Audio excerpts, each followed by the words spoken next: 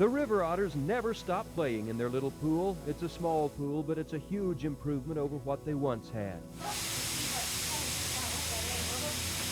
The two mountain lions now climb rocks and walk on real grass. And an entire family of capuchin monkeys swing and play. Zoo Director Steve Deal is a man on a mission to improve the lives of all the animals for which he's responsible. When he was a kid in Alamogordo, he says he couldn't enjoy the zoo because he felt sorry for the animals. Now he's in a position to help. We're dealing with live animals here. If this isn't something to stock on a shelf, it's something that you have to put that extra effort into. I believe that ethically as well as morally. It's safe to say this is one of the oldest zoos in the entire country. It started in 1898, and it's changed a lot since then. The park was built as a way to entice people to stay. The zoo was started really by accident when townspeople brought ducks and other animals and left them in the park. Today, the ducks and waterfowl and turtles are the first things you see.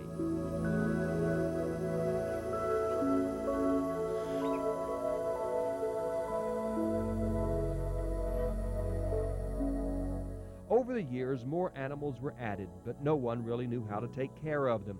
They were put in small cages and fed bad diets, but in the 1970s, the city adopted a master plan to improve everything.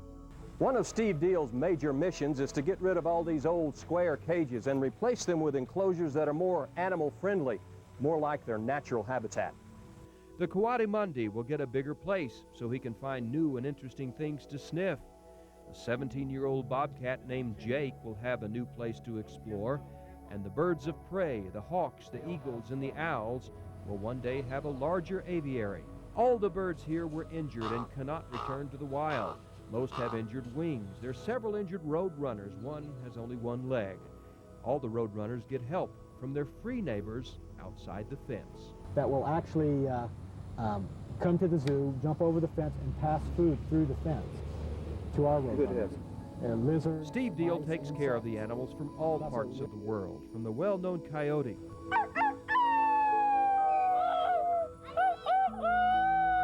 Look, there's one coming.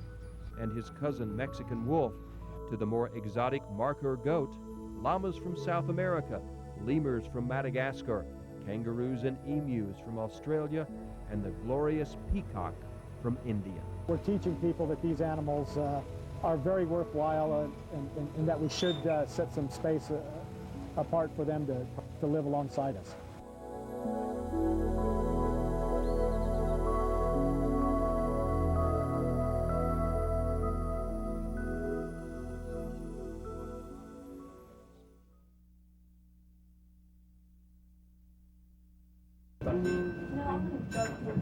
Okay, how's everybody doing today? Good. Wonderful. Welcome to the Sandia Peak Tramway. My name is JP. I'm going to be a tram operator on the way up. If anybody has any questions, feel free to ask. I'll answer. The trip to the top takes about 15 minutes. It's a smooth ride, a quiet ride of about 2.7 miles. The passengers breathe deeply and cling tightly as the distance between the ground and the tram car grows wider and wider. This tower is located at about 7,010 feet elevation. The cars carry about 250,000 passengers every year. In the past 33 years, that amounts to around 6 million travelers. A lot of people are just impressed by the length of the tram, and they don't realize how long it is when they get on at the bottom a lot, and just the expanse that they can see. It's like floating through the air, up, up, up over the canyons, over the trees, high over the Cibola National Forest. Okay, you can see the other tram car approaching us on our right, which means when we pass that tram car, we'll be approximately halfway in our trip.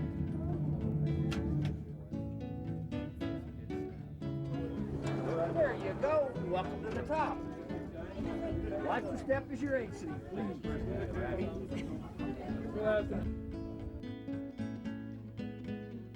And once you get to the top, there's a variety of things you can do here. You can eat at one of the restaurants. You can take a nature hike on a nature trail. In the wintertime, you can go snow skiing, but one of the best things to do is simply look. On a good clear day, you can see more than 130 miles to Blanca Peak in Colorado. The trams run every 15 minutes, so visitors can stay at the top for as long or as short a time as they wish. It's best, though, to take your time. Y'all have a good trip. Bye-bye.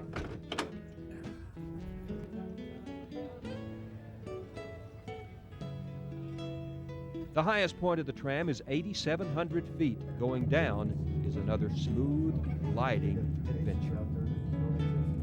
Once we start down from the top, we have 1.5 miles to go before we hit the first tower. It's the longest stretch of unsupported cable for any tramway anywhere in the world. Well, I think my favorite thing is that it changes all the time. It goes up over a national forest wilderness area, and the mountain just changes all the time. Huge red wheels keep the miles and miles of steel cable looping and looping around, and they keep the tram cars going smoothly along their way until they get to the bottom, where another group is waiting for the ride.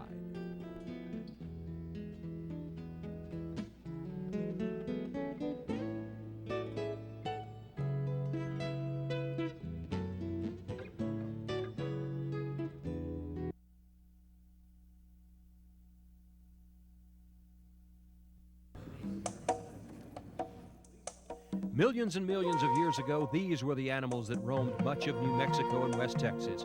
Huge ancestors of birds, meat eaters with teeth like daggers, the leather-winged pterodactyl, and ancient wolves that ranged far and wide over the ancient New Mexico plains.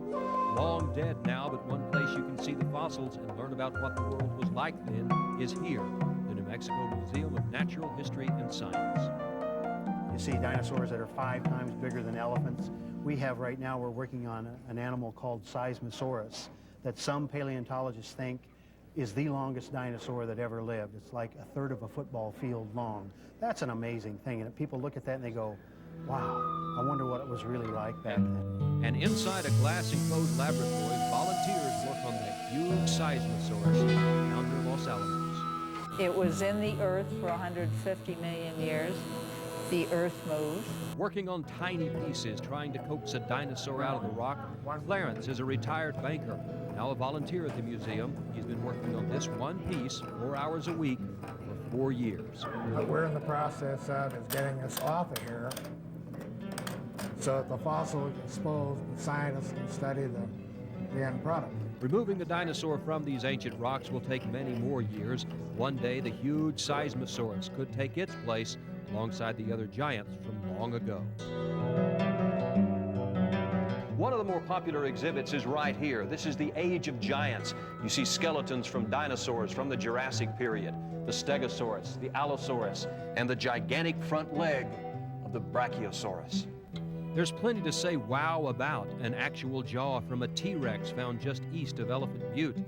The museum follows the natural history of the Earth from the age of the giants. You can also see what happened since then. At the end of the Cretaceous, the dinosaurs became extinct, and that's when New Mexico and Texas was covered by an inland sea, a huge inland sea, so we actually have a marine environment. Much of New Mexico and West Texas was under the sea in ages past, and this exhibit shows some of the fantastic animals and what it may have been like those millions of years ago. And fantastic could be the overall word to describe what you'll find here. Today we think of coyotes, javelina, elk, snakes, and lizards as New Mexico animals. But here you can see the land of enchantment was once home to giants and monsters and animals that spur the greatest imagination.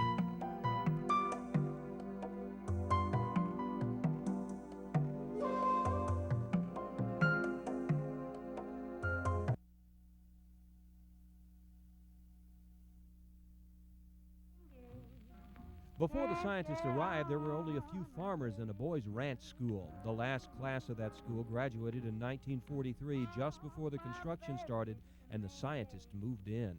But to get here, those scientists were sent first to Santa Fe to a woman who gave them directions and secret passwords to go up the hill. It was a secret city. Yes.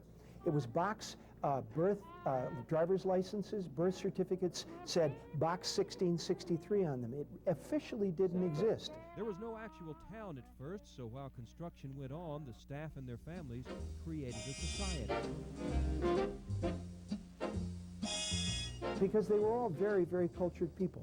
People who had come from all over Europe, had fled Hitler, Mussolini. But they were very intelligent Renaissance people.